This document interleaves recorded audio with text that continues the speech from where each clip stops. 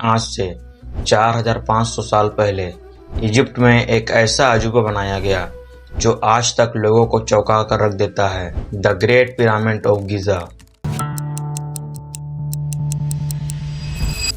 147 metre की height पर बनाई गई सबसे ऊंची चीज थी आज से 4000 साल पहले। इतने भारी भरकम पत्थर इस्तेमाल किए गए हैं कि इसका वजन 60 लाख टन बताया जाता है। इसे आप कंपेयर करो आज के दिन की सबसे ऊंची इमारत बुर्ज खलीफा से, जिसका वजन सिर्फ 5 लाख टन है। सबसे हैरान कर देने वाली चीज यहाँ पर यह है कि इसे बनाया कैसे गया था। उस जमाने में लोगों के पास कोई मॉडर्न टेक्नोलॉजी नहीं थे, पहिया भी नहीं था उनके पास, लेकिन उन्होंने एक ऐसा मॉन्यूमेंट बनाया जो आज के दिनों तक खड़ा है। सोच कर देखो, कोई बिल्डिंग 4500 सालों से खड़ी है, चाहे इतनी जल्दी गर्मी हो या बारिश आए या तूफान आए या वेदरिंग हो। दुनिया में आज तक कोई ऐसी चीज नहीं है जो इतने लंबे समय तक सरवाइव कर पाई हो, तो आखिरकार ये कैसे कर पाई है। अब आइए समझते हैं साथियों इस पिरामिड के रहस्य को आज के इस वीडियो में। The Great Pyramid is arguably the most enigmatic structure on the face of the earth. Built around 2500 BC, it is the tallest structure on Earth for more than 3,500 years. Built as gargantuan tombs of shining white limestone, the pyramids were designed to hide dark secrets of the dead.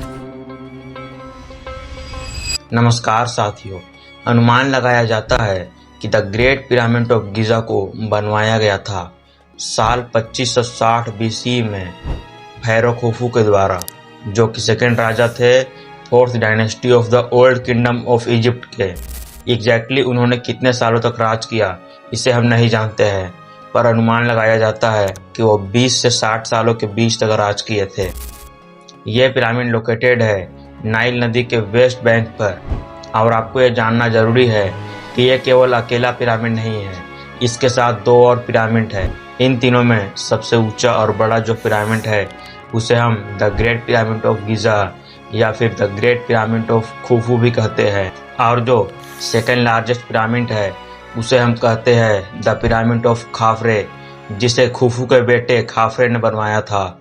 और सबसे छोटा और अंतिम का जो pyramid है उसे हम कहते हैं द पिरामिड ऑफ मेनकोर, जिसे खाफरे के बेटे मेनकोर ने बनवाया था। बताया जाता है टोटल नंबर्स ऑफ पिरामिड 118 है, जिनमें से बहुत उतने सालों में टूट कर बिखर गए और बहुत कम ही अच्छे कंडीशन में पाए गए हैं, और शायद सबसे अच्छे कंडीशन में यही 3 है, specially the great pyramid of Giza. क्या कारण था इनको बनवाने के पीछे? वही जो सारे एंशियन मॉन्यूमेंट को बनवाने के पीछे था। इन्हें एक मकबरे के तौर पर बनवाया गया था, टूम के तौर पर, जहां पर ये अपने राजाओं को दफन कर सके। उनका मानना था कि मरने के बाद दूसरी लाइफ की शुरुआत होती है, इसलिए राजा अपने साथ सारे कीमती सामानों को लेकर जाते थे, जिससे वे अपनी दूसरी लाइफ यानी कि आफ्टर लाइफ में वो अच्छी शुरुआत ले सके और वहां पर वो अच्छे से रह सके। तो इनके मरने के बाद इनके बॉडी को मम्मीफाई किया जाता था और वुडन या स्टोन के कोफिन में लपेटकर इन्हें दफना दिया जाता था। और जब द ग्रेट पिरामिड ऑफ गिजा में कोई भी एविडेंस नहीं मिले तो लोगों ने 2-3 अल्टरनेटिव थ्योरी क्रिएट कर दिए, जिसमें से एक सबसे पॉपुलर थ्योरी ये थी कि द ग्रेट पिरामिड ऑफ गिजा को बनवाया गया था एक पावर प्लांट के तौर पर। उनका कहना यह था कि द ग्रेट पिरामिड ऑफ गिजा से बिजली बनाया जाता था उस समय पर। और सेकंड थ्योरी में लोगों का यह मानना था कि इस द ग्रेट पिरामिड ऑफ गिजा को एक फूड स्टोर के रूप में बनाया गया था, इसे एक अनाज भंडार के रूप में बनाया गया था, और इसे 1998 में बेन कार्सन के द्वारा दिया गया था, और ये उनकी पर्सनल थ्योरी थी। My own personal theory is that Joseph built the pyramids in order to store grain. Now all the archaeologists think that they were made for the pharaoh's grave. पर आज सारे लोग ये मान चुके थे कि पिरामिड्स को एक मकबरे के तौर पर बनवाया गया था। अब सबसे बड़ा सवाल कि इन पिरामिड्स को बनाया कैसे गया था। उस जमाने के लोगों ने कैसे 147 मीटर ऊंची इमारत खड़ी कर दी, वो भी बिना कोई मॉडर्न टेक्नोलॉजी के। इतने बड़े बड़े पत्थर इस्तेमाल किए गए हैं कि उनका खुद में ही वजन 2.5 टन से 80 टन के बीच है। इन पत्थरों को इतनी बारीकी से काटा गया है जबकि उनके पास कोई काटने के लिए टूल भी नहीं था। आखिर इन पत्थरों को एक के ऊपर एक कैसे रखा गया जबकि उनके पास कोई पहिया भी नहीं था। और ये सब सिर्फ उन लोगों ने कर दिखाया केवल 20 साल के अंदर, जो कि लिटरली इम्पॉसिबल सुनने को लगता है। टोटल में 20 से 30 हजार वर्कर्स ने 10-10 घंटे दिन में काम किए, तब जाकर ये द ग्रेट पिरामिड ऑफ गिजा बन पाए। बिल्डिंग मटेरियल्स की बात की जाए तो करीब 55 lakh tonne limestone, 8000 tonne granite और 5 लाख टन मोटार का इस्तेमाल किया गया था। कॉपर उसमें सबसे कॉमन था, इसलिए जो टूल बनते थे वो केवल कॉपर के ही थे।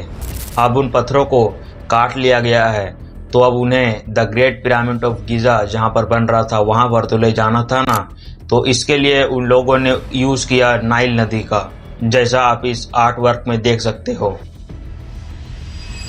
तो जैसा कि आप इस इमेज में देख सकते हो कि कैसे 170 लोग इसे एक जगह से दूसरी जगह लेकर जा रहे हैं और सामने एक आदमी रेत पर पानी डाल रहा है। तो इससे होता क्या है कि रेत ने स्टेन ऑफ अमाउंट पानी डालने से इनके बीच का फ्रिक्शन कम हो जाता है, जिससे कम ताकत में ज्यादा स्पीड मिल जाती है। अब सबसे बड़ा सवाल कि कैसे इन पत्थरों को एक के ऊपर एक रखा जाए, तो इसका सीधा सा जवाब है एक रैंप बनाकर। एक ऐसा रैंप बनाया गया होगा जो कि स्ट्रेट स्लोप हो, ग्राउंड से लेकर टॉप तक।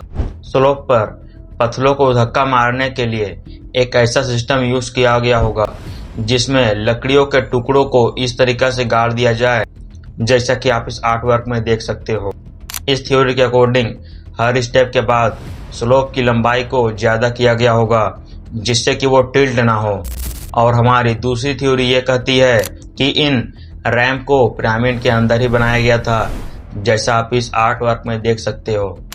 ये दोनों थ्योरी काफी रियल लगती है, लेकिन हमें जैसा पता है कि द ग्रेट पिरामिड ऑफ गिजा को कंप्लीट करने में पूरे लगे थे 20 साल, यानी कि 20 से 30 हजार वर्कर्स के साथ हमें हर 3 मिनट में एक पत्थर प्लेस करना पड़ेगा। तो इस पर आपकी क्या राय है, आप नीचे कमेंट सेक्शन में जरूर बताइएगा। तब तक के लिए जय हिंद।